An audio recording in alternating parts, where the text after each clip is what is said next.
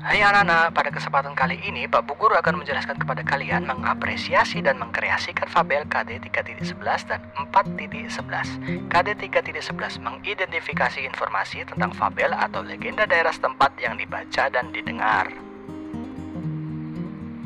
KD 4.11 menceritakan kembali isi fabel atau legenda daerah setempat. Tujuan pembelajaran, siswa dapat menyimpulkan ciri umum cerita fabel pada teks yang dibaca atau didengar, mengurutkan isi cerita fabel dan menceritakan kembali isi fabel secara lisan. Apa sih cerita fabel itu? Secara umum, fabel adalah sebuah karangan yang menceritakan kehidupan binatang yang menyerupai perilaku manusia. Terkadang tokoh manusia muncul sebagai minoritas yang disisipkan sebagai karakter pendukung. Seringkali fabel dianggap sebagai cerita moral sebab mengandung banyak pelajaran tersendiri.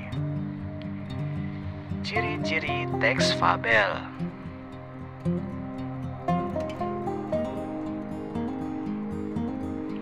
Ciri umum cerita fabel bersifat fiksi, tokoh para binatang diibaratkan seperti manusia, kata pembuka biasanya pada zaman dahulu, pada suatu hari, ataupun alkisah. Watak tokoh para binatang digambarkan ada yang baik dan ada yang buruk, seperti watak manusia. Cerita memiliki rangkaian peristiwa yang menunjukkan kejadian sebab akibat. Rangkaian sebab akibat diurutkan dari awal sampai akhir. Penceritaan pendek menunjukkan penggambaran moral. Fabel menggunakan latar alam seperti hutan, sungai, kolam, dan lain-lain. Ciri bahasa yang digunakan yaitu kalimat naratif atau peristiwa, kalimat langsung yang berupa dialog para tokoh, menggunakan kata sehari-hari dalam situasi tidak formal seperti bahasa percakapan.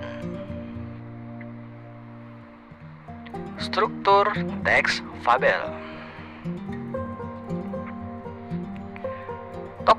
Tokoh adalah seseorang atau hewan yang menjadi pelaku dalam cerita. Tokoh protagonis atau antagonis, tokoh utama ataupun tokoh pembantu. Tokoh pembantu ini adalah tokoh tambahan ya. Ciri tokoh utama adalah sering dibicarakan, sering muncul, dan menjadi pusat cerita, menggerakkan jalan cerita. Penokohan adalah pemberian karakter pada tokoh. Karakter bisa bersifat protagonis atau yang disukai, atau tokoh antagonis atau yang tidak disukai. Watak tokoh dapat disimpulkan dari penggambaran fisik, penggambaran tindakan tokoh, dialog tokoh, monolog atau komentar atau narasi penulis terhadap tokoh. Setting atau latar adalah tempat dan waktu kejadian serta suasana dalam cerita. Ada 3 jenis latar, yaitu latar tempat, latar waktu, dan latar sosial. Tema adalah gagasan yang mendasari cerita. Tema dapat ditemukan dari kalimat kunci yang diungkapkan tokoh atau penyimpulan keseluruhan peristiwa sebab akibat pada cerita. Amanat adalah pesan yang disampaikan penulis secara tidak langsung. Amanat disimpulkan dari sikap penulis terhadap permasalahan yang diangkat pada cerita. Jenis-jenis fabel. Fabel alami atau tradisional adalah menggunakan watak tokoh binatang seperti pada kondisi alam nyata. Misalnya, semut diberi watak pekerja keras.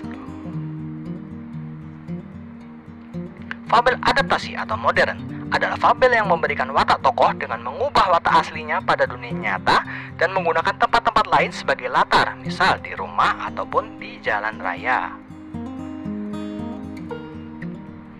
Fabel fiksi ilmiah adalah cerita yang dipengaruhi oleh unsur sains dan teknologi. Ditinjau dari kemunculan pesan atau amanat, fabel dibedakan jadi 2, fabel dengan koda dan fabel tanpa koda. Apa sih koda itu? Koda merupakan penutup. Dalam teks fabel, koda merupakan tahap di mana tokoh sudah menetapkan jalan untuk menghadapi masalahnya. Biasanya ditutup dengan narasi tentang keadaan tokoh atau situasi setelah klimaks terjadi. Saatnya bercerita ya anak-anak, simak baik-baik. Gajah kecil yang keras kepala.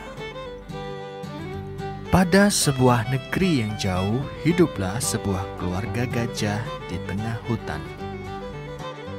Anggota keluarga termuda di keluarga ini adalah seekor gajah kecil yang keras kepala dan sangat nakal. Suatu hari saat orang tuanya akan pergi jalan-jalan, mereka berteriak memanggilnya. "Sayang, kau di mana? Ayo kita pergi jalan-jalan." "Di mana kau, Nak? Ayolah." Tak lama kemudian si gajah kecil datang. Ia merasa tidak perlu pergi berjalan-jalan dengan mereka. "Aku tidak mau ikut, membosankan." "Saudara-saudaramu semangat ikut. Mengapa sikapmu begini?"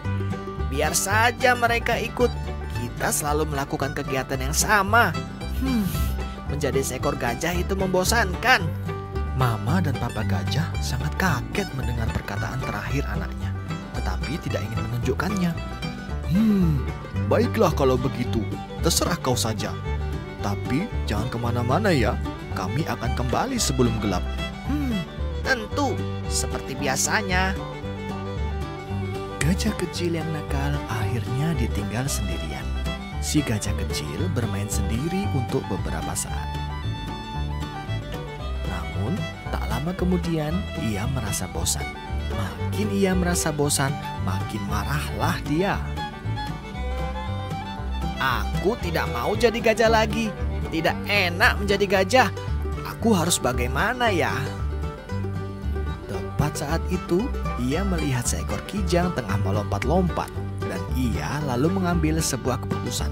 Ya, aku harus menjadi kijang, cepat dan tangkas." Gajah kecil mencoba meniru gerakan kijang dan melompat-lompat. Tapi kakinya yang besar dan gemuk terpelintir dan ia jatuh dan tentu saja rasanya lumayan sakit. Menjadi kijang tidak asik. Gajah kecil makin dalam memasuki hutan. Ia menghampiri pepohonan tempat para kera sedang bermain. Mereka melompat dari dahan satu ke dahan lain, bergembira bersama. Lalu ia berpikir, para kera bersenang-senang. "Aku harus menjadi kera." Lalu ia berteriak kepada kelompok kera itu. "Hai kera-kera, lihat aku. Aku juga seekor kera. Bermainlah denganku." Para kera berhenti sejenak dan menatap pada si gajah kecil, kemudian turun dari pohon dan mengelilinginya. Salah satu dari mereka melompatinya, satu lagi menarik kupingnya, yang lain bergelantungan di belalainya, dan yang terakhir melempari kepalanya dengan kelapa. Gajah kecil terpana. Ia tidak bisa kabur dengan melompat dahan seperti kera. Mereka sungguh menyakitinya. Ia tidak bisa bermain dengan kera. Akhirnya ia bisa mengusir mereka dengan belalainya dan berlari secepat ia mampu. Gajah kecil bergerak lebih jauh memasuki hutan. Kali ini ia melihat seekor tupai di pohon. Ia memetik kacang chestnut dari sebuah dahan dan kembali ke liangnya. "Hewan yang lucu, karena ia mungil, ia bisa keluar masuk di mana saja. Ya, aku harus menjadi seekor tupai." Gajah kecil berusaha memanjat pohon dan tentu saja gagal. Ia menyodok liang tupai dengan belalainya. Tupai kecil yang malang itu ketakutan dan melompat keluar secepat mungkin. Gajah kecil berusaha memasukkan kepalanya ke dalam liang dan terjepit. Sulit sekali mengeluarkan kepalanya dari sana.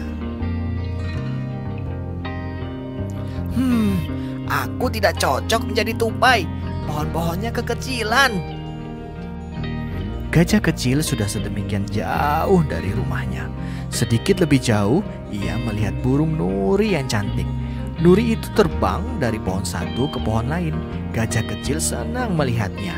Ia kemudian mendekat. "Aku juga ingin menjadi burung nuri. Bisakah kau mengajariku terbang?" "Ya, tentu saja." Mereka bersama menaiki sebuah tebing tinggi di samping danau. "Sekarang perhatikan dan lihat bagaimana caranya aku terbang." Burung nuri membentangkan sayap dan melompat. Ia meluncur di angkasa. Gajah kecil mengikuti gerakannya, lalu menuruni tebing. Saat burung nuri terbang dengan sayapnya, gajah kecil jatuh dari udara dan tercebur di danau. Syukurlah ia berhasil keluar dan mencapai tepi danau. Tubuhnya dilumuri lumpur dan rasa sakit di mana-mana. Si burung nuri terbang di sampingnya. Sebaiknya kau tetap jadi seekor gajah, kawan.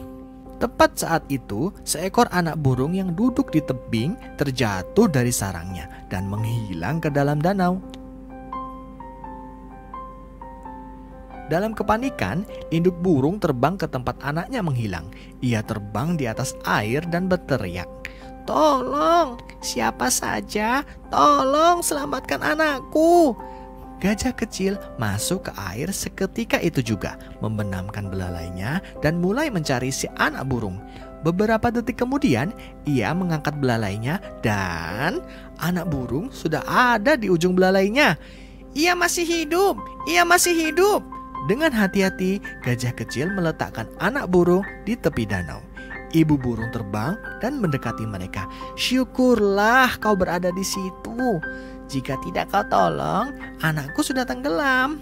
Mendengar kata-kata itu, gajah kecil sangat senang. Ia merasa dihargai. Jika ia bukan seekor gajah, ia tidak akan dapat menyelamatkan anak burung itu, pikirnya. "Aku sebaiknya tetap menjadi seekor gajah." Hari sudah hampir malam. Gajah kecil berada jauh sekali dari rumahnya. Ia sangat cemas akan hal ini.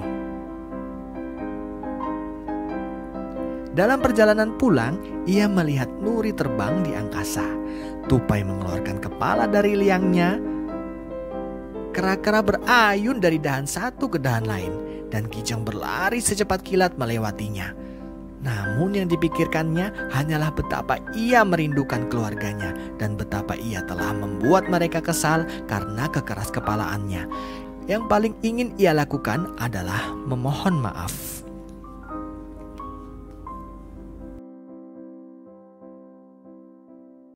Saatnya tugas ya anak-anak.